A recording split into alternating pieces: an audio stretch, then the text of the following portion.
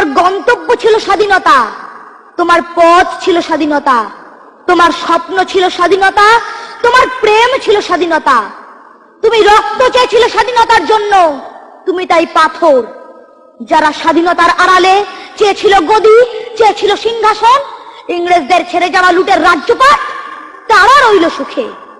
ভারতবর্ষের টাকায় তাদের সুখ, তোমার নয়। ভারতবর্ষের অফিসে আদালতে তাদের ছবি, তোমার নয়। ভারতবর্ষের সংবিধানে তাদের সই সাবুত, তোমার নয়। ইংরেজ গরিব মানুষকে পায়ের নিচে রাখত, আমরা বড় লোকদের মাথায় করে রেখেছি। স্মাগলার কিংবা ডাকাতকে জোর হাতে সভাপতির আসনে আহ্বান করেছি। ইংরেজ এদেশের ধনসম্পত্তি লুট করত, আমরা দেশটাকে বেচে দিচ্ছি।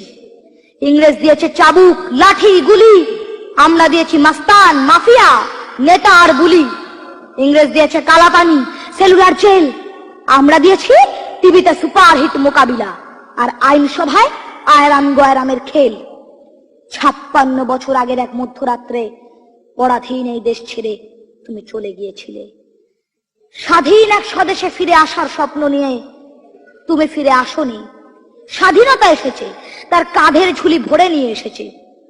ভোট নামক রাজস্বযোগ্য, গণতন্ত্র নামক চিরায়ত মাৎসন্যায়, প্রগতি নামক লোক ঠকানো স্ট্যাটিস্টিক্স, সংগতি নামক বিস্ফোরণে চুরমার, ঐতিহ্য নামক মন্দির মসজিদের ঝগড়া, আর সমুদ্র হিমাচল ভরিয়ে দেওয়া ভাষণ, ভাষণ আর ভাষণ। 56 বছর ধরে তুমি পাথর হয়ে আছো। 56 বছর ধরে ভারতবর্ষ অধীর অপেক্ষায় কান পেতে আছে। ইথার তরঙ্গে কবে হঠাৎ শোনা যাবে স্বাধীনতার নিজস্ব কণ্ঠস্বর। আমি সুভাষ বলছি। নমস্কার।